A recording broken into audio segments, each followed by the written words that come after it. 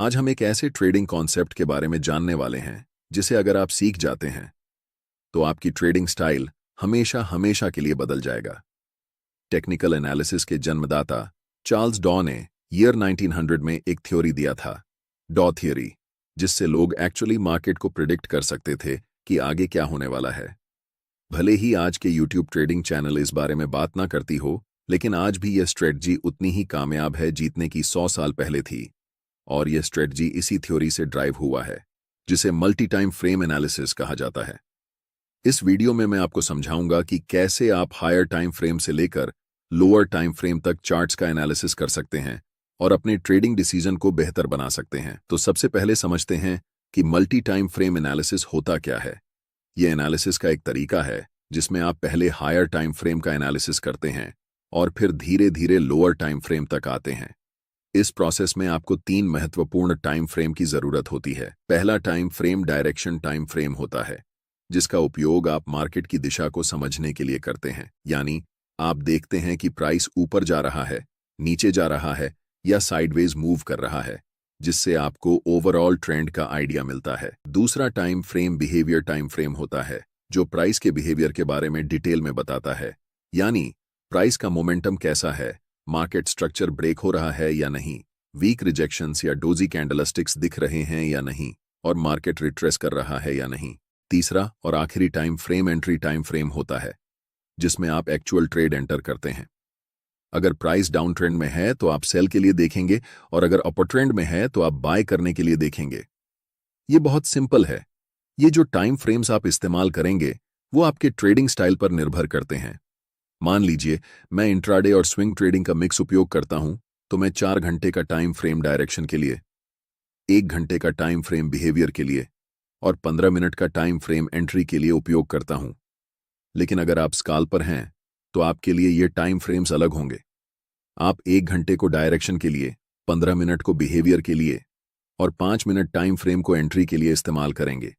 इसलिए time frame पूरी तरह से आपके ट्रेडिंग स्टाइल पर निर्भर करता है, लेकिन मैंने एग्जाम्पल देकर समझा दिया है, जिससे आप अपने ट्रेडिंग स्टाइल के हिसाब से सही टाइम फ्रेम चुन सकते हैं। मल्टी टाइम फ्रेम एनालिसिस को शुरू करते हैं, जिसमें हम सबसे पहले 4 घंटे के टाइम फ्रेम को चुनेंगे, ताकि हमें पता चल सके कि मार्केट इस समय किस दिशा में है। 4 घंटे का टाइम फ्रेम चुनने का सबसे बड़ा कारण यह है कि यह हमें मार्केट का पूरा स्ट्रक्चर बता देता है कि अभी मार्केट किस दिशा में है।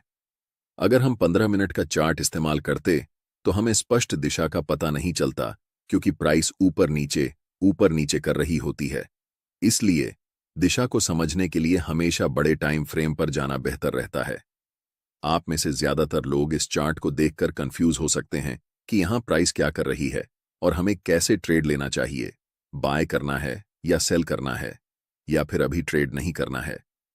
लेकिन यह गलत तरीका है चार्ट्स को देखने का, क्योंकि हम एक इंट्राडे या स्विंग ट्रेडर हैं। हमें बहुत पुराने चार्ट्स को नहीं देखना चाहिए। हमें यह ऑब्जर्व करना है कि हाल के समय में मार्केट की प्राइस कैसे बिहेव कर रही है।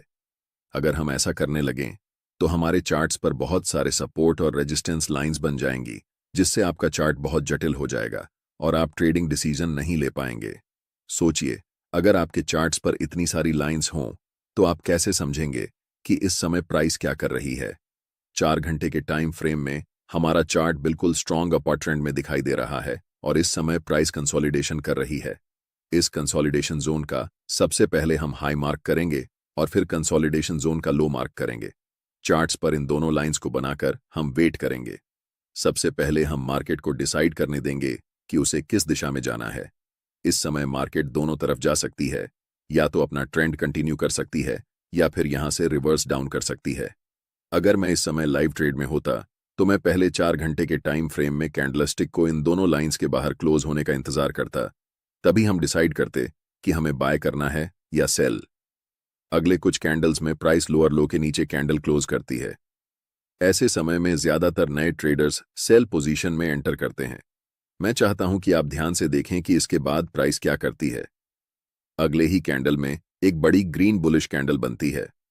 अब जो मैं आपको बताने वाला हूं उसे ध्यान से सुने, क्योंकि ये चीज आपकी ट्रेडिंग स्टाइल को हमेशा के लिए बदल सकती है। मैं आपको एक सीक्रेट टिप दे रहा हूं, बिल्कुल फ्री में। अभी चार्ट्स 4 घंटे के टाइम फ्रेम में हैं और हम देख सकते हैं कि ये एक स्ट्रॉन्ग अप ट्रेंड है। लेकिन जैसे ही हम चार्ट्स को 1 घंटे के टाइम फ्रेम में बदलते हैं तो हमें दिखता है कि प्राइस धीरे धीरे नीचे की तरफ जा रही है। और जब हम 1 घंटे के टाइम फ्रेम को 15 मिनट के टाइम फ्रेम में बदलते हैं तब हमें चार्ट्स पर एक स्ट्रॉन्ग डाउन ट्रेंड दिखता है। ये बात आपको कंफ्यूज कर सकती है कि 4 घंटे के टाइम फ्रेम पर प्राइस अप ट्रेंड दिखा रही है, लेकिन 1 घंटे और 15 मिनट के टाइम फ्रेम में प्राइस डाउन ट्रेंड शो कर रही है। ऐसा क्यों हो रहा है, इसे समझिए। जब प्राइस 4 घंटे के टाइम फ्रेम में थी तो लास्ट कुछ कैंडल्स में प्राइस रिट्रेसमेंट या पुलबैक ले रही थी। इसी पुलबैक को छोटे टाइम फ्रेम में देखने पर यह हमें डाउन ट्रेंड जैसा दिखाई देता है। एक बात हमेशा याद रखें, हायर टाइम फ्रेम हमेशा छोटे टाइम फ्रेम के ट्रेंड से ज्यादा मजबूत होता है। इस सिचुएशन में 4 घंटे का टाइम फ्रेम 1 घंटे के टाइम फ्रेम से और 15 मिनट के टाइम फ्रेम से भी ज्यादा स्ट्रांग होगा, और 1 घंटे का टाइम फ्रेम 15 मिनट के टाइम फ्रेम से स्ट्रॉन्गर होगा। इसीलिए हम ट्रेड भी उसी डायरेक्शन में लेंगे जिसमें बड़े टाइम फ्रेम का ट्रेंड चल रहा हो। चूंकि 4 घंटे के टाइम फ्रेम का ट्रेंड अप ट्रेंड है, इसलिए हम बाय पोजीशन बनाने वाले हैं। अभी चार्ट्स 15 मिनट के टाइम फ्रेम में हैं और इस चार्ट्स में हमें तुरंत बाय ट्रेड में एंट्री नहीं करनी है, क्योंकि प्राइस का मोमेंटम अभी भी डाउन साइड की तरफ ही है। पहले हम वेट करेंगे कि प्राइस 15 मिनट के टाइम फ्रेम में बियरिश से बुलिश ट्रेंड में शिफ्ट हो जाए, तभी हम बाय पोजीशन में एंट्री करेंगे। अभी तक प्राइस हमें कोई सिग्नल नहीं दे रही है कि वह बुलिश होने वाली है, इसलिए हम अभी भी इंतजार करेंगे। प्राइस इस लेवल को रीटेस्ट करने आती है, लेकिन पूरी तरह से ब्रेक नहीं कर पाती और फिर से नीचे चली जाती है। ऐसा दोबारा होता है, जिससे हमें पता चलता है कि अभी प्राइस साइडवेज हो चुकी है। इस समय बाय पोजीशन में एंट्री करने के लिए यह जरूरी है कि प्राइस इस लेवल के ऊपर क्लोज होकर अप ट्रेंड का स्ट्रक्चर बनाए। अगर हम प्राइस को 1 घंटे के टाइम फ्रेम में बदलते हैं तो हम देख सकते हैं कि अभी तक हमें कोई भी बुलिश सिग्नल चार्ट्स पर नहीं मिल रहा है जिससे हम बाय डिसीजन बना सकें। अगले कुछ कैंडल्स में प्राइस लास्ट स्विंग लो तक आती है और उस पर्टिकुलर लेवल से एक स्ट्रॉन्ग रिजेक्शन लेकर ऊपर की तरफ बढ़ जाती है, जिससे एक बिग ग्रीन बुलिश कैंडल बनती है। प्राइस ने ट्रेंड लाइन को ब्रेक कर दिया है, लेकिन हमें 1 घंटे के टाइम फ्रेम पर ट्रेड एंट्री नहीं करनी है, इसलिए हम अपने चार्ट्स को 15 मिनट के टाइम फ्रेम में बदल रहे हैं।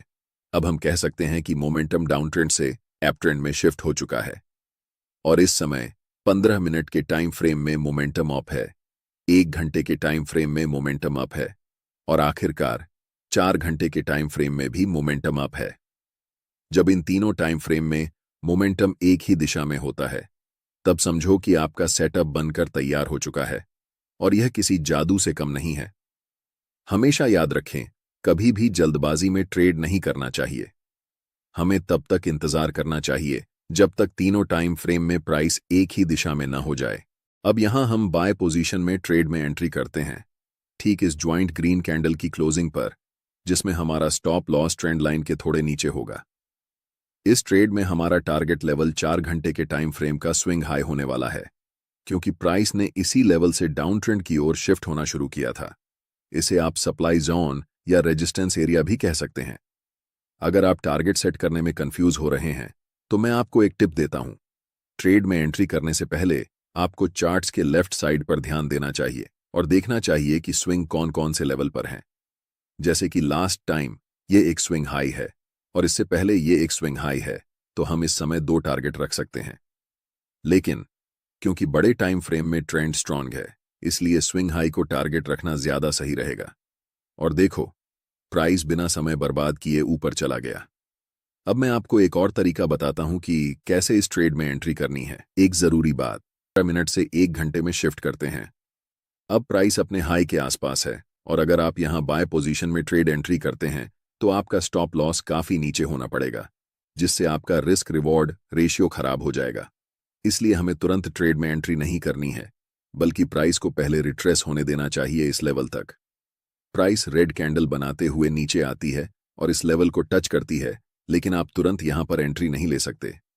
अगर आप यहां एंट्री लेते हैं तो आप बस अनुमान लगा रहे हैं कि प्राइस ऊपर जाएगा, लेकिन प्राइस बहुत अनिश्चित होता है।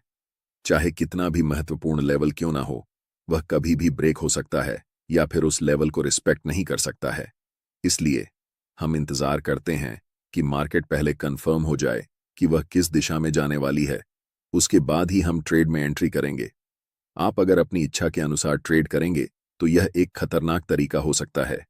कभी भी मार्केट में सरवाइव नहीं कर सकते हैं, चाहे आपके पास कितना भी कैपिटल क्यों ना हो।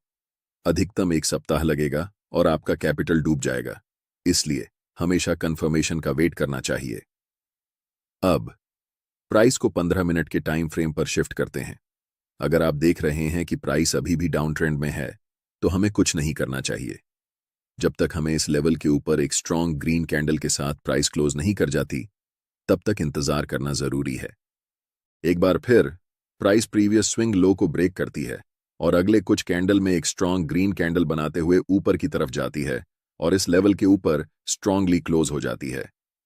यहां पर एक कारण है कि प्राइस इसी पार्टिकुलर लेवल से रिवर्स क्यों हुआ। जैसे ही हम चार्ट्स को बड़े टाइम फ्रेम पर शिफ्ट करते हैं तो चार्ट्स के लेफ्ट साइड में एक डिमांड जोन नजर आता है। हम यहां सप्लाई और डिमांड जोन कैसे ड्रॉ करते हैं, इस पर चर्चा नहीं करेंगे क्योंकि मैंने इस टॉपिक पर पहले ही एक डिटेल वीडियो बना दिया है। आप चैनल पर जाकर वह वीडियो देख सकते हैं। मैं चाहता हूं कि आप इस स्थिति को ध्यान से देखें और इसे उस वीडियो से लिंक कर पाएं जो मैंने पहले बनाया है। अब हमारे पास 3 कंफर्मेशन हैं।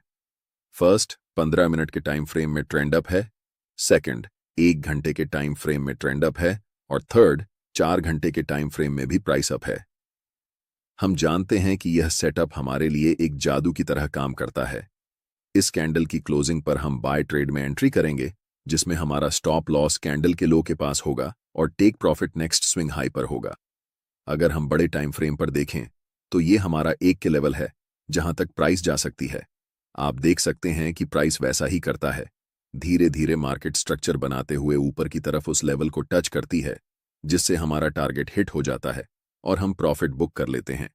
यह ट्रेडिंग स्ट्रेटेजी मेरे लिए सबसे अच्छा काम करती है क्योंकि मैं एक इंट्राडे के साथ साथ स्विंग ट्रेडर भी हूं। लेकिन जब आप इस स्ट्रेटेजी को उपयोग में लाएंगे तो अपने ट्रेडिंग स्टाइल के अनुसार टाइम फ्रेम को चेंज कर सकते हैं।